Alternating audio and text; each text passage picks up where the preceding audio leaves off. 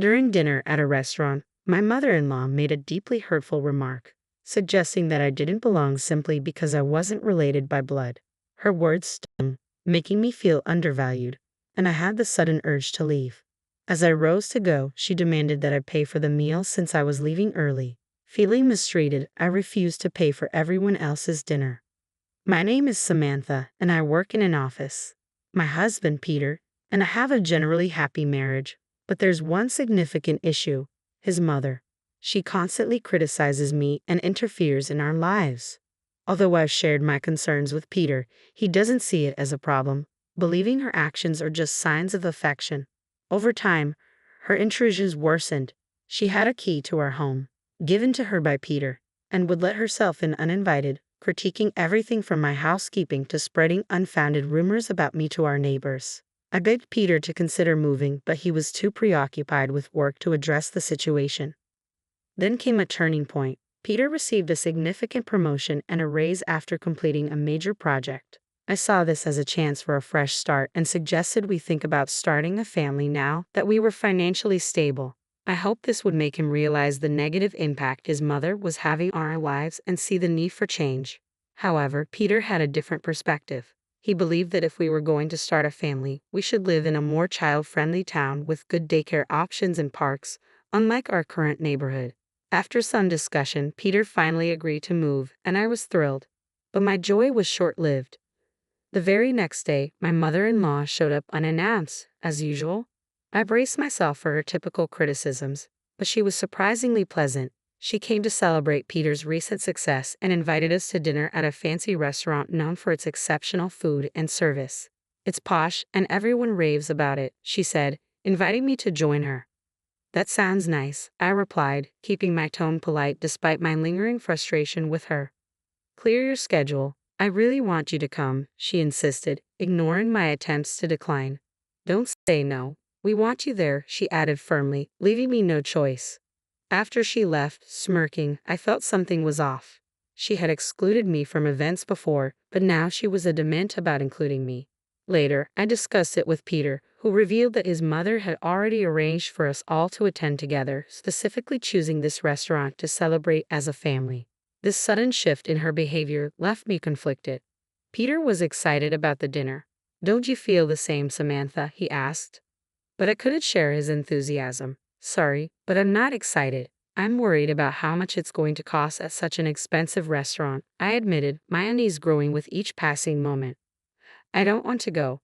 Just tell them I have something urgent and enjoy yourself," I told Peter, feeling a growing sense of unease about the dinner. "Why are you being so negative?" he asked, clearly frustrated. "It's not just us. My brothers and their wives are coming too. It would look bad if you weren't there with the whole family." I could see how excited he was about dining at such a fancy venue for the first time, but I felt trapped. My reluctance was brushed aside, and it seemed like my husband was more aligned with his mother's perspective than mine. Feeling unsupported and desperate, I took a drastic step. I ordered a voice recorder online, suspecting that the harassment from my mother-in-law wouldn't end at this celebration. I planned to discreetly record her behavior, hoping it would finally make Peter understand what I had been enduring. If he continued to dismiss my concerns, I even considered divorce. Oddly, preparing for that possibility brought me a slight sense of relief. As the day of the dinner approached, I felt somber and filled with apprehension. I hardly knew Peter's brothers, having only met them briefly at our wedding, and my interactions with their wives were limited to basic pleasantries. When we arrived at the restaurant, we were escorted to a private room. Inside, my mother-in-law, Peter's brothers, and their wives were already seated. Peter glanced around, perplexed. "Did the waiter get the seating wrong?" he asked, noticing there was no seat for me. "I'll go ask. Everyone please start without me." He stepped out of the room to speak with the staff. As soon as he was gone, my mother-in-law stood up, her expression cold and stern. "There's no seat for you," she said, her tone biting. "Why would I invite a stranger who just married my son to a family celebration?" Her words stung, but before I could respond, she continued. "You have a choice. Prove you really want to be part of this family, or leave and never come back. Decide now." I didn't hesitate. "I'm leaving," I said firmly, rising from the table without a second glance. "I'm leaving," I stated firmly, without a moment's hesitation. My mother-in-law looked startled, as if she had expected me to beg for her acceptance instead. Listen to me carefully, she continued, undeterred by my response. If you pay the entire bill for everyone here, I'll acknowledge you as Peter's wife. I understand you must feel frustrated being treated like an outsider. So pay up and become part of the family. I already told you, I'm leaving. Why should I cover the expenses for someone else's family gathering? I retorted, turning to go. She slammed her hand on the table and raised her voice. Can't you see I'm offering you a chance to be part of the family? Are you really okay with remaining a stranger? Pay up. No, I replied calmly. I'm perfectly fine being seen as a stranger. And since I'm not family, I won't be paying for your meal. Goodbye, mother-in-law. With finality, I turned and walked out of the room. She tried to follow, but by the time she reached the doorway, I was already gone, leaving the confrontation and the oppressive dinner behind me. By the time I reached the exit of the restaurant, I was determined to go straight home and send Peter an email explaining the entire ordeal. To my surprise, he arrived home just 15 minutes after I did. He explained that the waiter had confirmed there was no mistake with the reservation. My mother-in-law had deliberately caused the scene. It turned out that my decision to stand up for myself had a ripple effect.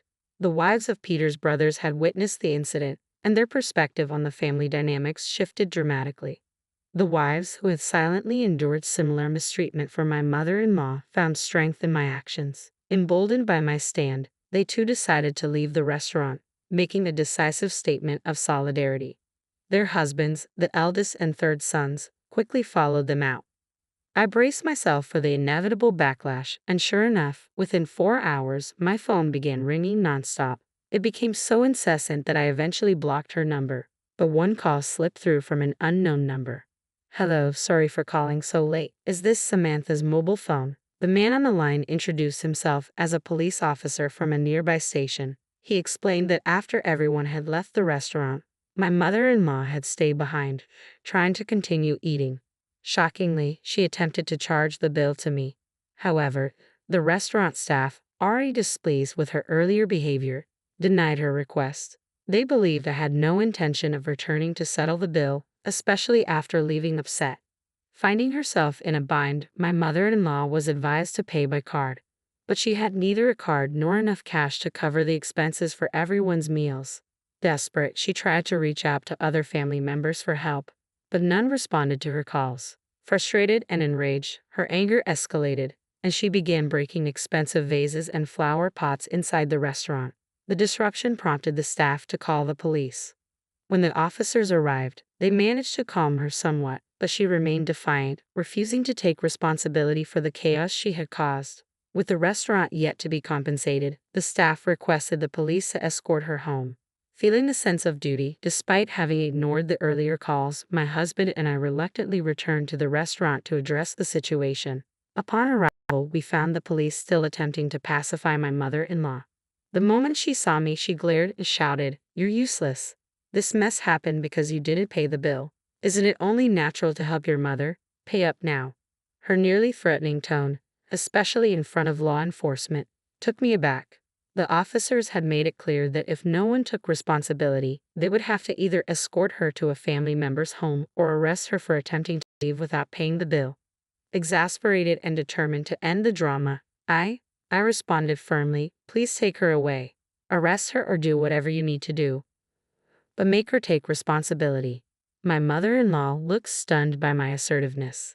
"How could you say something so heartless? I can't believe it. Just pay the bill. It's bad luck to have a family member arrested," she pleaded. But my resolve was unshaken.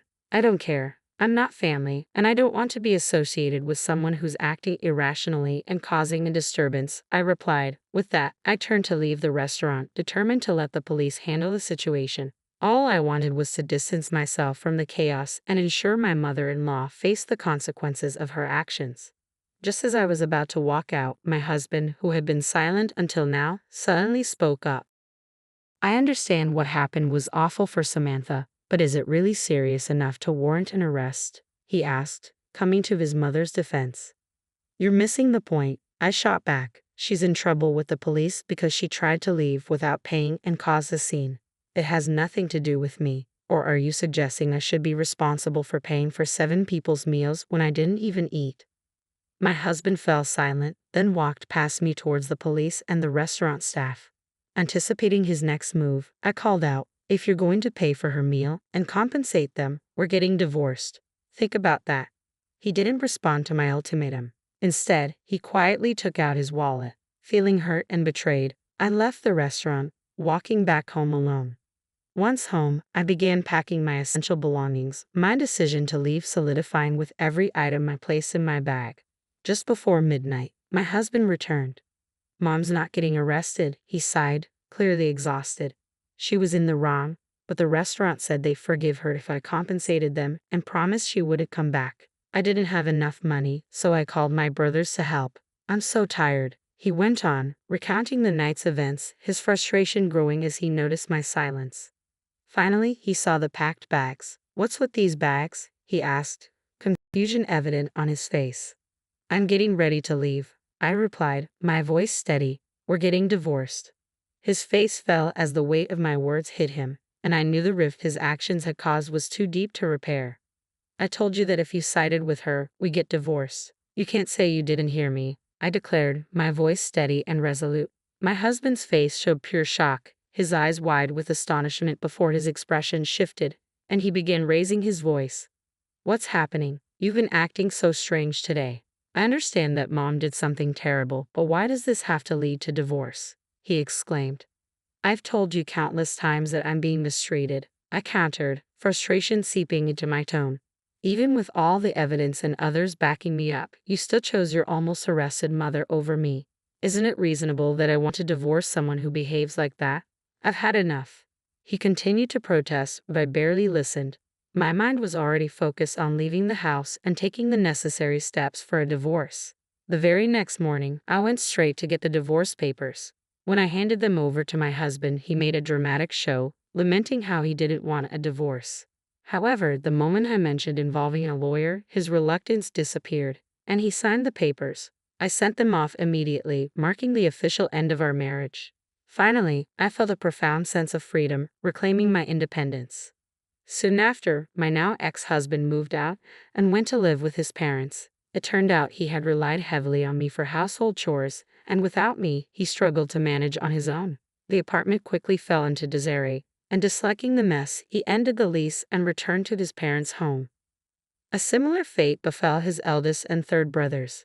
On the day my husband called them to help with the financial compensation at the restaurant, both encountered conflicts with their wives. Their wives had refused to pay for a debacle caused entirely by their mother-in-law. These tensions exposed deeper issues in their marriages, revealing a pattern of behavior far beyond my situation.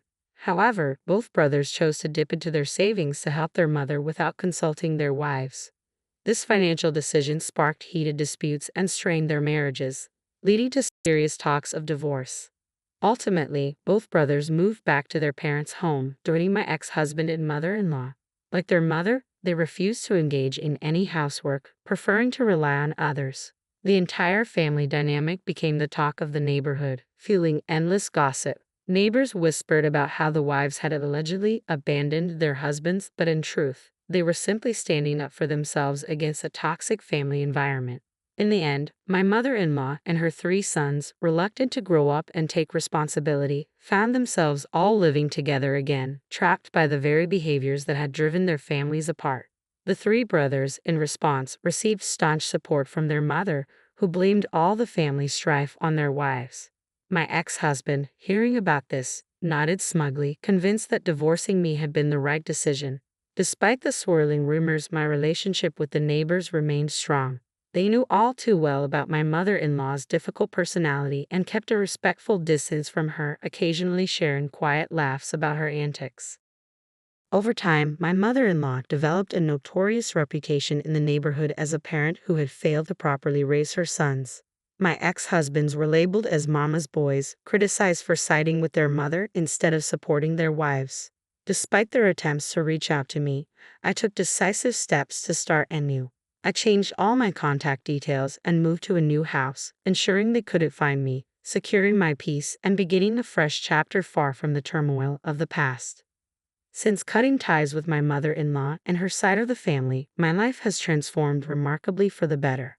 The relief of no longer having to deal with the constant stress and drama she caused is immense. Even more, the opportunity to form new friendships has greatly enriched my life.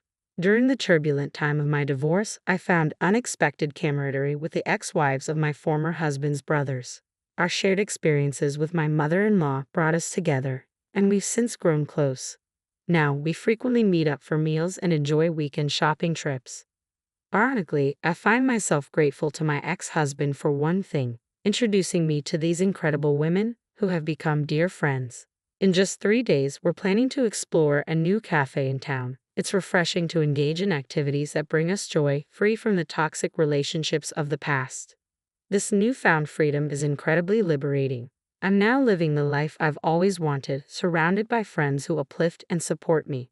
Reflecting on how different my life would have been without these friendships, I realize how much they've filled a void I hadn't even recognized. For that, I am profoundly grateful.